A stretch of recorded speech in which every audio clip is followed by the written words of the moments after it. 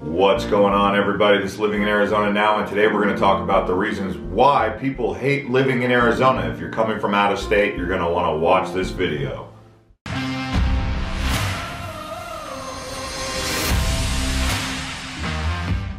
One of the things that people really don't like about living in Arizona is the water situation. We have hard water. You usually need to get a hard water softener, or you have really dry, arid conditions, and the water just really isn't that great. I mean, people say there is no such thing as cold water in Arizona, because in the summertime in particular, you'll turn on the cold water, but the pipes are so hot because it's 110 degrees by the time it's coming into your house, it just doesn't know how to cool down. So the water situation in Arizona, in particular in Tucson, Yuma, Phoenix, and the desert climate, really just kind of a point of contention for people: water.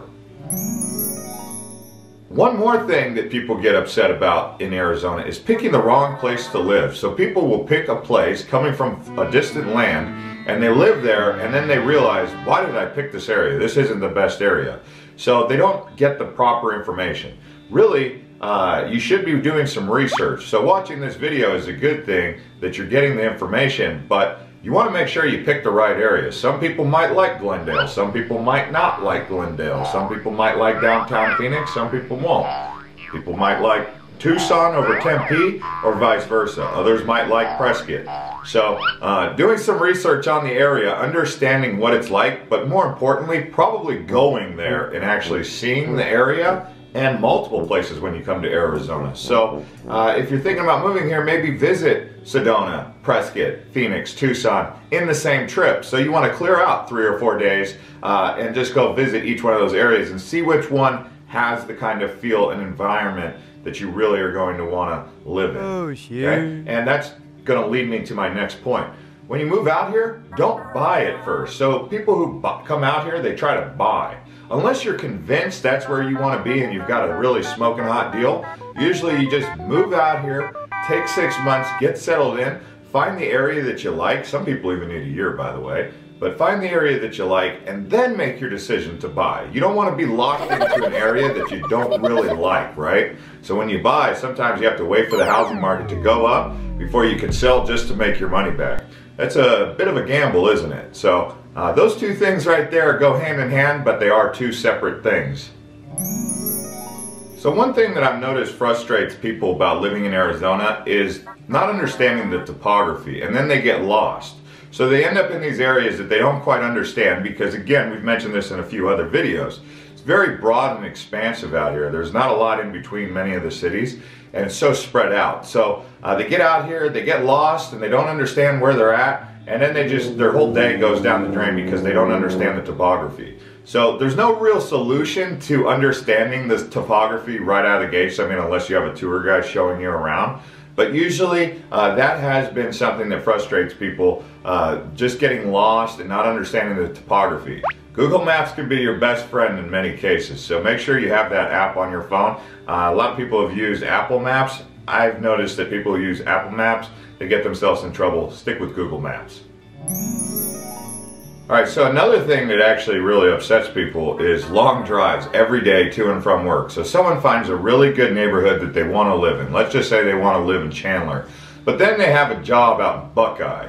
Or vice versa. They live in Buckeye and then they work in Chandler. And every single day they got to get in the car and drive halfway across the town because they were told it's all Phoenix Metro.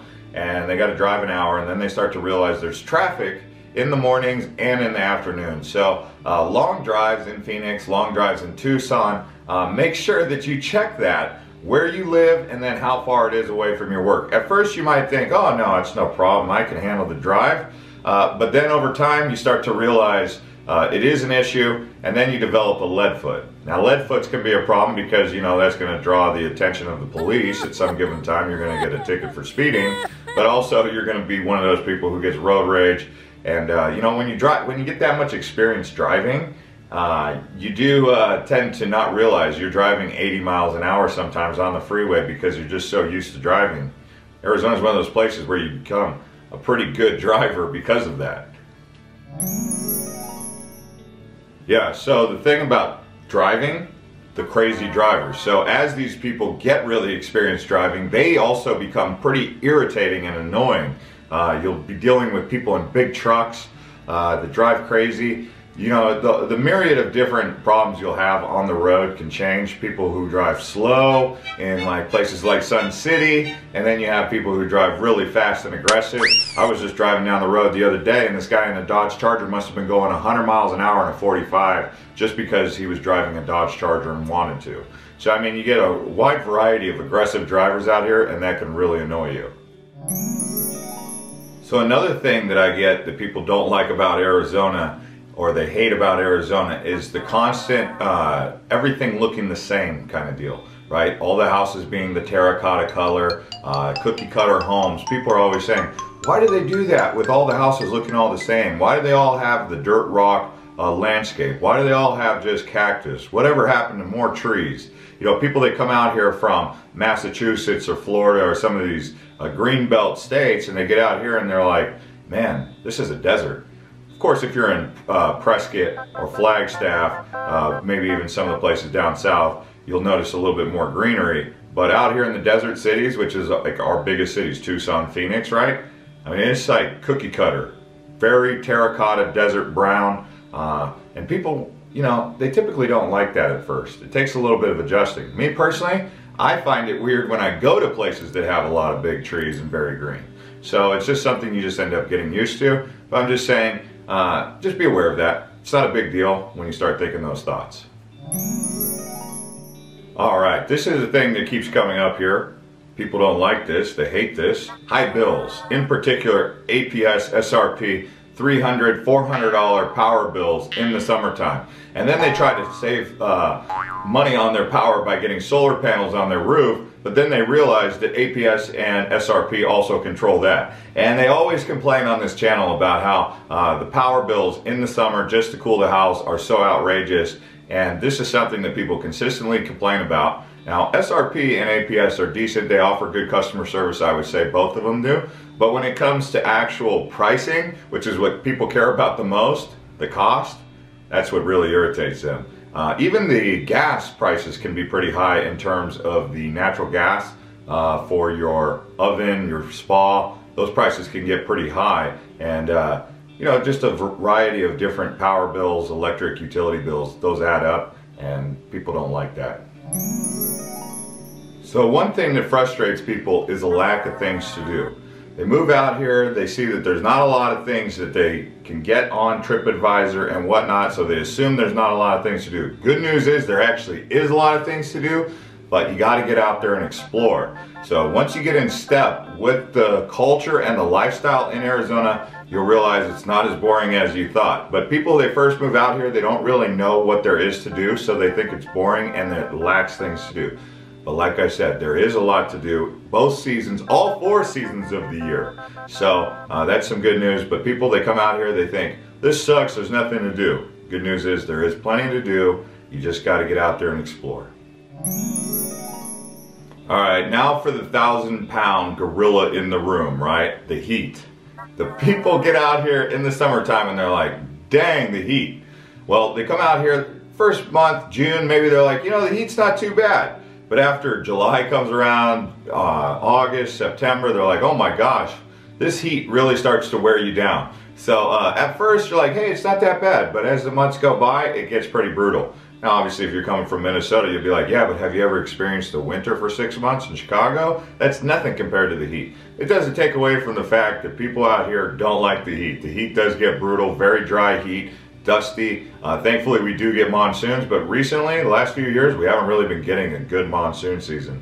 But when monsoons are here, they're totally awesome, and they make the summers in Arizona better. But recently we haven't been getting those. So the heat out here, as you've already heard and suspected, can be an issue. We can make a whole video discussing this subject all in of itself.